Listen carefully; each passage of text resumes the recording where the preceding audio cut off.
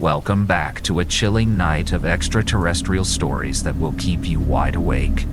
Our first story is, I know why the US is creating the Space Force, and it isn't what you think. In 1910, the United States military discovered an extra-dimensional rift in the California desert. At the time, they didn't understand what it was, and naturally launched expeditions. Few of the explorers survived. Those that did returned as violent men incapable of speech. Each one attacked fellow servicemen and doctors before dying. Dying is perhaps too kind of a word. Their tissues lost structural integrity, leaving these men boneless, grotesque parodies of humanity. Autopsies showed that none of the men had skeletal structures. Rather than bone, they had a rough formation of what turned out to be calcified fungus. When inhaled, this fungus turned formerly brilliant men into mute, violent husks who quickly died. Autopsies once again showed a hardened fungal structure in place of the human skeleton. In 1914, a being of unknown origin peered out of the now heavily guarded rift. We weren't able to stop it. Not only was it utterly immune to human weaponry, the sight of it caused strokes, heart attacks, and in some cases, spontaneous physical mutations in the guards. Fortunately, it didn't stay long. Unfortunately, it returned several times to peek out into our world. Each time had devastating consequences. I don't know how or why the government came to this conclusion, but the document I accessed states that the intruder was a young being that was effectively peeking through a keyhole. When other greater beings discovered the rift, humanity would be in dire danger. Over the next 4 years, military physicists conducted rounds of experiments with the intent of closing the rift. Instead, they tore another hole in our dimension in 1923. Pretend the walls that separate dimensions are reinforced steel. For about 30 seconds, this physicist transformed the steel wall into a mesh screen, permeable, unsecured, and easily destroyed. Something burst through that screen, an electric tornado covered in stars. The moment it broke through the screen, the rules of our reality forced the being a physical body. Beautiful and hideous at once, the creature somehow defied natural laws while still being beholden to them. It shrank to the size of a rat and grew to the size of an elephant in the span of 5 seconds. It bled white fire and vomited diamonds, but was allergic to milk and silver. Its sweat left verdant greenery in its wake, even on steel walls. Its waste consisted of a fungus that dissolved and replaced the internal structures of a living host, converting mammals to sentient puppets that seemed to function as the eyes and ears of the being. Most spectacularly of all, it physically manipulated the universe. One early account tells of a handler who entered the being's compound and promptly had a stroke, which was not unusual. Early on, the being exerted a range of effects on personnel, ranging from clairvoyance to abrupt physical mutation to injury such as heart attack and stroke. Surveillance footage shows the handler drifting between infancy and old age like a sped-up film. Suddenly, the handler screams, "They've already come. This is what will come. This is what has come." The air behind the handler ripples into a morass of glimmering darkness. Something emerges from it. Something bright and starry, hideously beautiful in the way of gods and angels. Those of us who have seen this footage catch only a glimpse of this divine monstrosity before the image cuts to strange, sparkling black. According to the timestamp, it resumes precisely 14 seconds later. All that remains of the handler is a raw, human-shaped pile of bone viscera. Behind him, the being grapples with that glimmering dark slit, pulling it closed the way we might close a pair of curtains. The being succeeds, then collapses beside the handler's remains and grieves. The grieving proved that the being bonded closely with its captors. Though highly intelligent, in fact immeasurably intelligent by human standards, it bonded to people in a manner similar to that of companion animals. In stark contrast to the being's gentle loyalty, the intruders, the godlike monstrosities even our cameras can't comprehend, were hostile. That incident was the first sighting, but it was far from the last. From that day forward, the monsters, eventually codenamed Sed, attempted to cross into our world on a frequent basis. Our only recourse was the being, who bravely knit the openings closed and in some cases, injured or even killed the intruding said. Before long, too many attempts were being made too frequently for one being to handle indefinitely. The military's solution was a breeding program. After 5 years and hundreds of experiments, the military discovered that the being's offspring had to be carried in human males. They siphoned nutrition using an array of tentacles they inserted into the intestines and stomach. In several early cases, the hybrid fetus triggered a metamorphosis wherein the father and fetus combined into a single entity. These hybrids were uniformly male. While they inherited most of the being's more interesting properties, none could knit the universe together. They could, however, accurately predict future events. They were weak, however, prone to fits of grieving over horrible events and joyous celebration over events that made them happy, some of which were as inconsequential as the birth of kittens. We referred to them as roe. In other cases, the fetuses ate their way out of the fathers. The cases of cannibalism unerringly resulted in violent offspring. We called these cannibalistic offspring carum to differentiate them from the roe, and euthanized them all, until 1994, when a second being was finally born. She tore out of her human father and knit him back together immediately. He still died. After all, closing a wound isn't enough to heal the damage within. But the fact remains that her very first act was an attempt to heal her father. Shortly after her attempt to save her father, the world split open. I've seen the footage from 24 angles. A stark black line cracks the air and grows, morphing into a glimmering obelisk that spans floor to ceiling. A Sed emerges. We see a glimpse of it, a titan made of stars and teeth and reptilian eyes, before the cameras goes dark. We waited for the inevitable breakout of the Sed, but it never came. When we finally received permission to investigate, we found the Sed paralyzed and half concealed in its portal. The being and its daughter stood before it, feverishly attempting to knit the portal closed. This was the first indication we had that the being couldn't actually be trapped. It had deigned to let us imprison it, but could escape whenever it wanted. I didn't have time to ponder this for long, however. I caught a glimpse of the Sed. Its skin pulsated under the lights, blinding snakes of mercury writhing around rivers of oil-slick black and banner-like undulations that reminded me of the aurora borealis. Eyes blinked at me, alien and fearless and full of a blank, impersonal rage.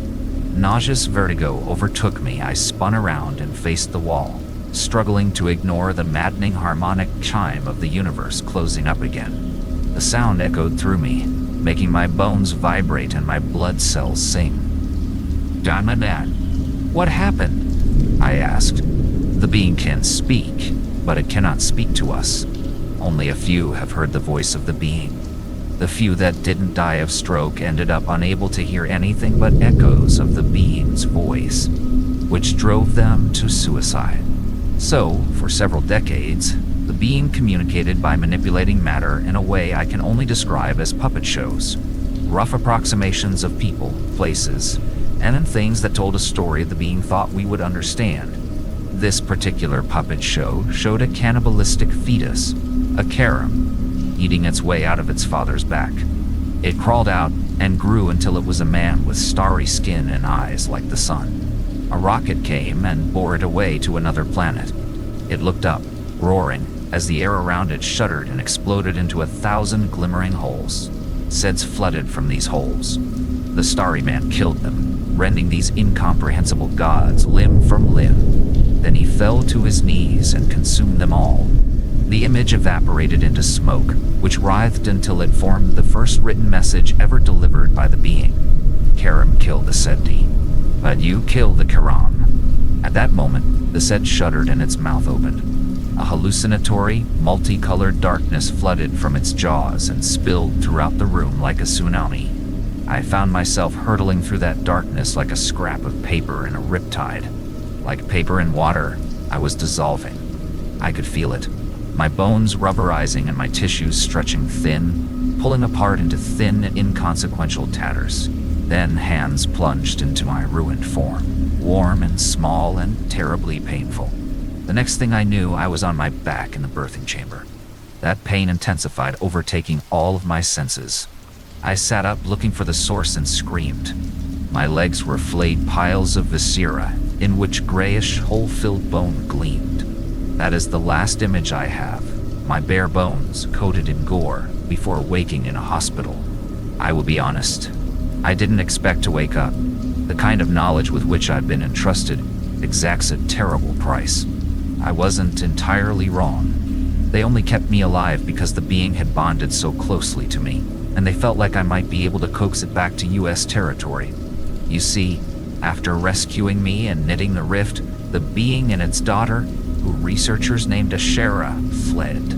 Remember, we weren't actually capable of imprisoning the being. It just allowed us to do it out of its boundless, incomprehensible devotion to its handlers. We don't know why it fled, although researchers believe it's because the being somehow realized we were killing the Quran. Perhaps the being had parental feelings toward them. Perhaps it was simply heartbroken that we were slaughtering our own protectors. It doesn't matter.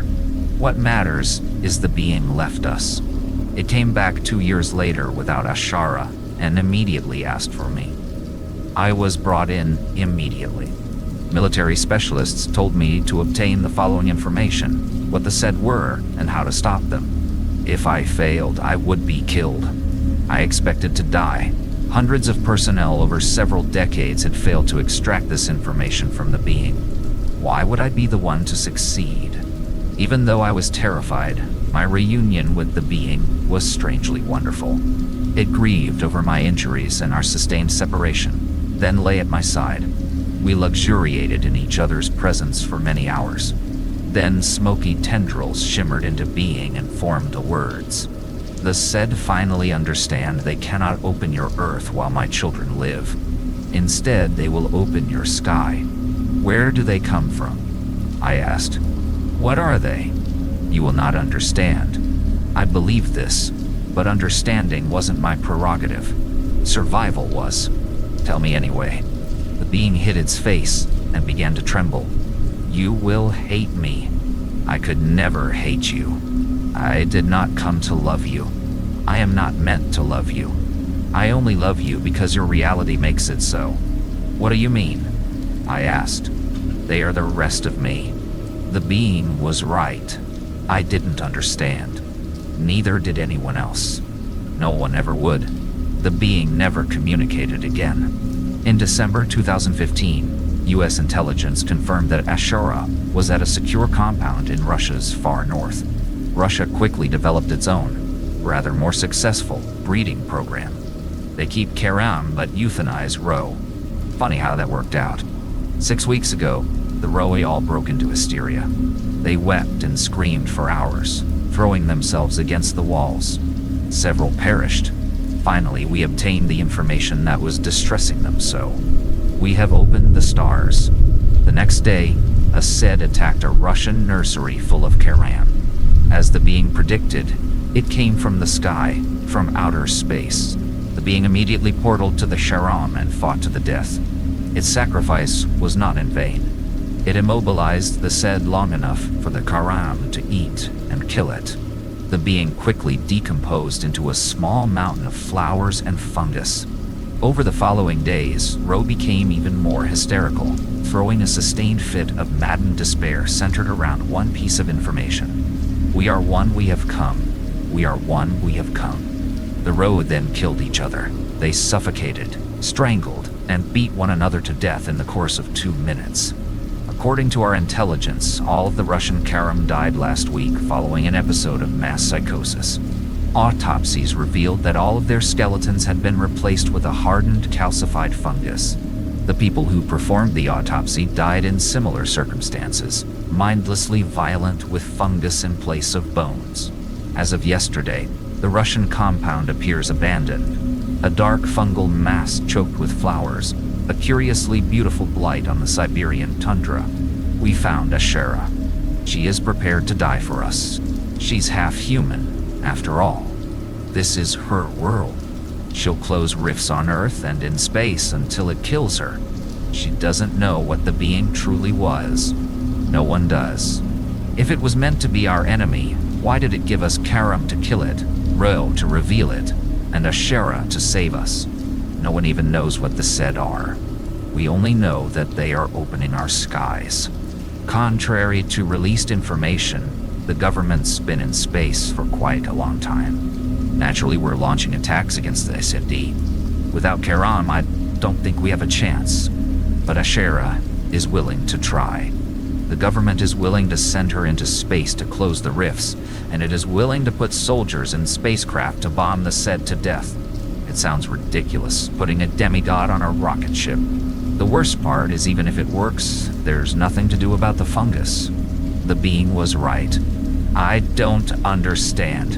I don't think anybody ever will. Story 2. NASA is covering up proof of alien life.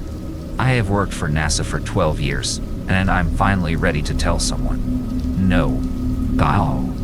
I have to tell someone. Before it's too late for everyone. It all began a few years ago. We were working on a project called the AAI program. The goal of the AI program was publicly to test a device that would monitor the chemical makeup of cosmic dust in our solar system, but nothing could be further from the truth. I was placed on the team that was responsible for experimentation. The instructions we received were unreasonably vague, especially for a project so heavily funded. All that we were told was that the device was intended to foster interstellar communication. Our project supervisor was a man named Dr. Adrian Melrose. He was tall and skinny, with long black hair that was so dark it seemed to reflect his surroundings. His face was gaunt, and he had deep wrinkles around his mouth. He spoke with a dignified voice, and even though I felt intimidated by his appearance, I couldn't help but be impressed by his eloquence. After a short brief, we were presented with the device and were told to begin experimentation. It turned out this involved using electromagnetic frequencies to transmit signals across the observable universe. I won't go into too much detail about the science behind it, but we would essentially use the device to send radio waves out into space. Basically, it was the cosmic equivalent of throwing spaghetti at the wall and hoping something would pick up the signal. God, I wish it hadn't. The thing about the device is that it was not only the most powerful M-wave transmitter we had ever developed, but also the most powerful receiver.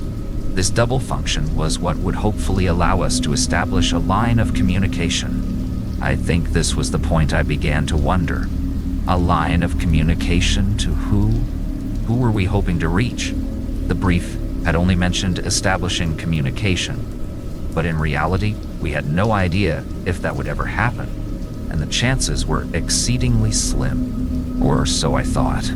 I can't explain how strange it feels to sit here and write this down, to admit the truth as I know it, but there are people whose lives depend on me telling them. Even now I don't want to believe my own words, because they sound so insane. I was the second last person to leave the lab every night, always making sure that all the equipment was off and secured, before saying goodbye to Dr. Melrose. I don't think I ever saw him leave that lab. On one particular evening, I was going through my regular routine of securing equipment while Dr. Melrose watched carefully. I said goodbye and turned to leave when I felt a bony hand on my shoulder. I turned around to see him staring at me with the most panicked eyes I've ever seen. I'll never forget what he said to me. "Don't answer the call," Dr. Melrose uttered in a low, foreboding tone. I instinctively pulled myself away from his grasp and stared in disbelief. Not sure what to say to this, I muttered some sort of goodbye and rushed out as he stood silently and stared at me with a piercing gaze. Traffic interrupted my strict morning routine and I arrived at work late, much to the disapproval of my senior researchers. However, the frustration was lost amid the celebration. We had received a response. I should have been excited. I should have been proud, but all I could feel was dread. "What does it say?" I asked anxiously.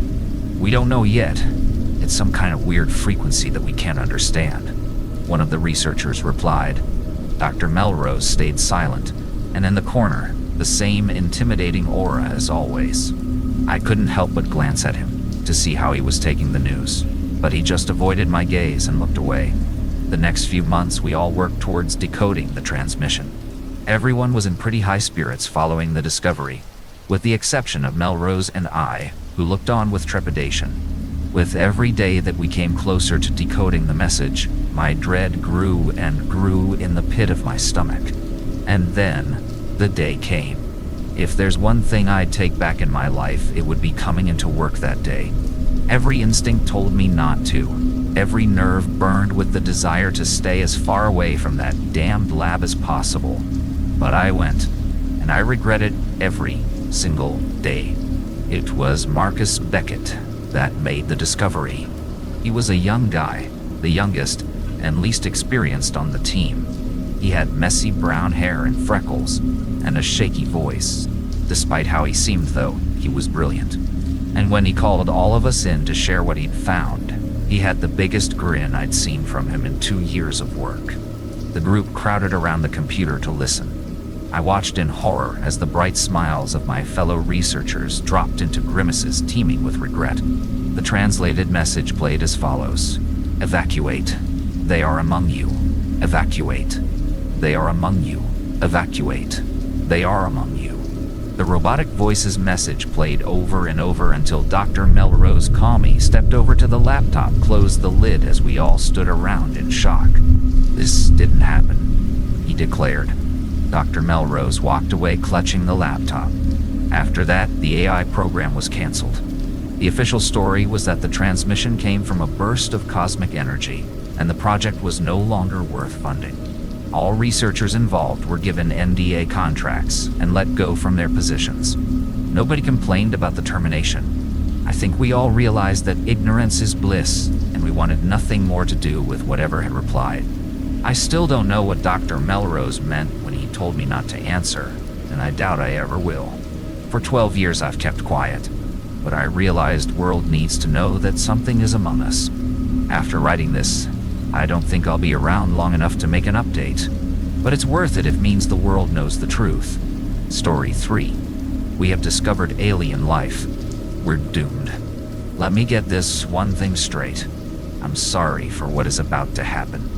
I really am. Just think of this as a heads up for what's to come next. What's to come for the discovery we have made, and that it was probably best if we didn't come into contact with any alien beings. Before I get started, allow me to introduce myself. My name is Jonathan Summers, and I'm formerly a researcher and astronomer working for NASA. At that time, I was working within the Deep Space Network facility, while keeping track of the James Webb Space Telescope. I was working with my colleagues, James Brown, Mason Park, Ashley Wendell, and last but not least, our supervisor, Anthony Vincent. We were basically a skeleton crew, and due to budget cuts, we couldn't hire more workers.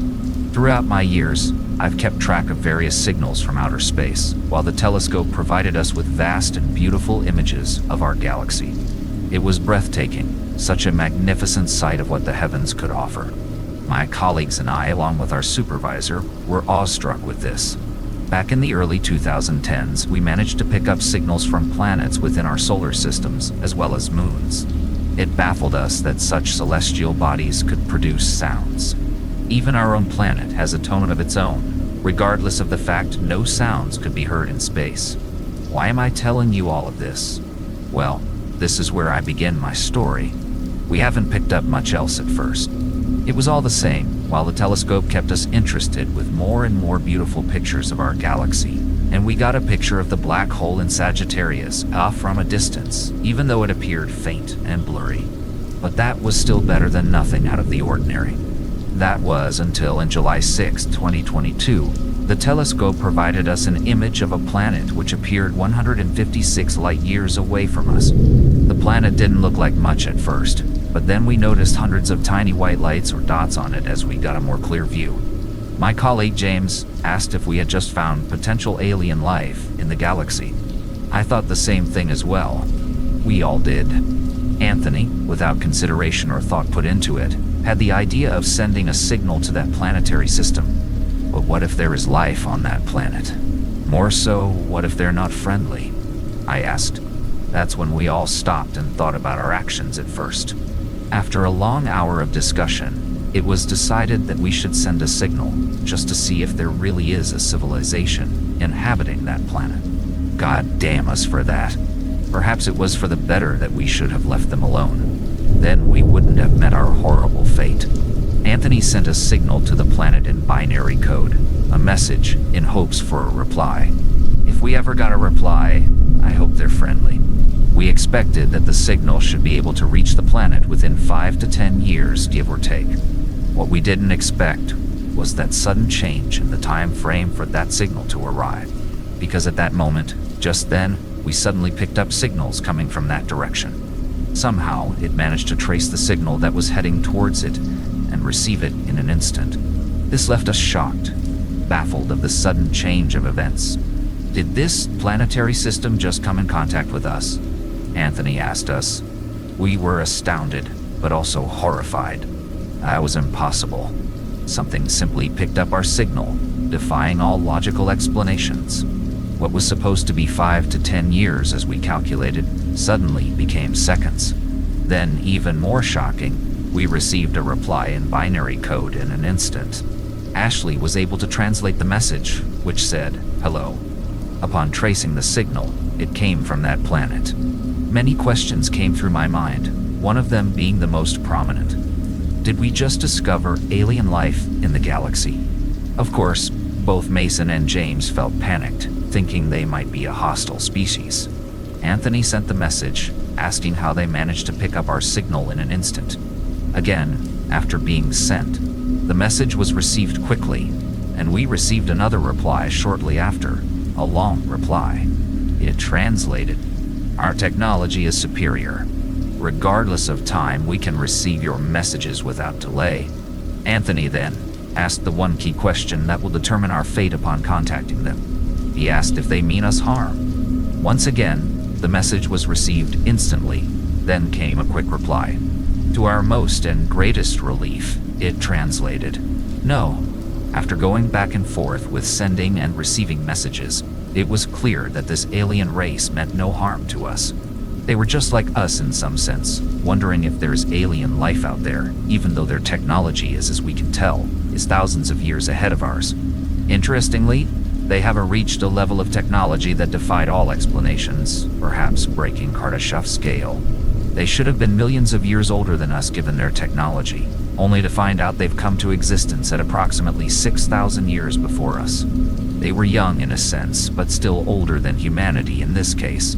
It's like comparing a 10-year-old to a kindergartner. Haha. It baffled us of their technology on the other hand. A week has passed since we were still keeping in touch with this alien race. They gave us instructions on making more efficient means of energy resources. Nuclear was one of these things, a form of fueling we already discovered.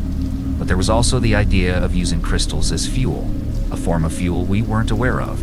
Crystals like ruby, diamond, emerald, and even sapphire, and even the most abundant and common of gems, stones, and metals, could be used as a fuel source that could last us for hundreds of years without constantly draining the planet's resources. This interested us, and from what they learned of us, they said we do possess the technology to build such fuel.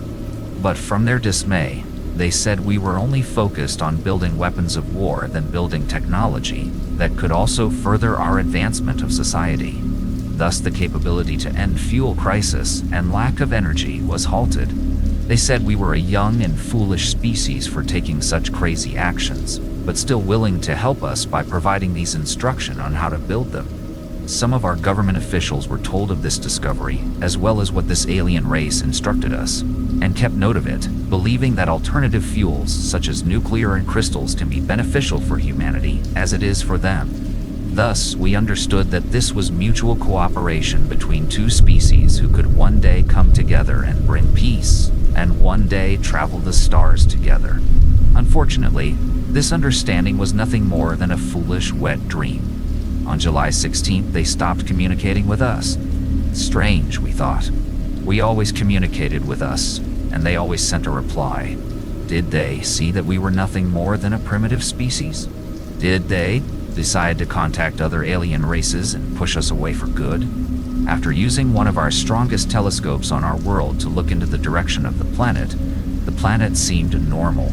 So then I asked, did they decide to stop communicating with us? Anthony shrugged and thought something must have gone wrong. Perhaps our sender has malfunctioned and isn't sending anything. But upon inspection, everything seemed fine.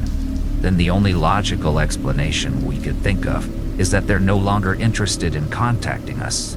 So it was decided we left them alone. Our telescope was still focused on them, in case of any changes. So far, nothing has happened, but we still hoped they would send us a reply. But like I said, nothing. So things were back to being like any other day, constantly looking for more intelligent life out there, and perhaps looking to receive more signals from other areas in space. But AC, July 20th, something had happened. "Guys, have a look at this!" Mason yelled to us. The telescope provided us a view of the planet we previously came in contact with. Only this time, we saw what we assumed were huge ships flying left, and they're heading to another location in space. Upon panning the telescope to get a look at what's going on, we were met with an astonishing event. There were what we could describe as dozens more ships heading towards the planet, and the ones from the planet were flying directly in front of them. Nothing had happened for a few minutes, until it did. We started noticing tiny flashes of light in that area. It looked like a mixture of red, green, blue, and yellow flashes happening. But what astonished us even more was when some of the ships appear to have vanished in the moment the yellow flashes appeared. That's when it dawned on us, to the point Anthony asked, "Are we witnessing a war going on?" I prayed in vain. That wasn't the case.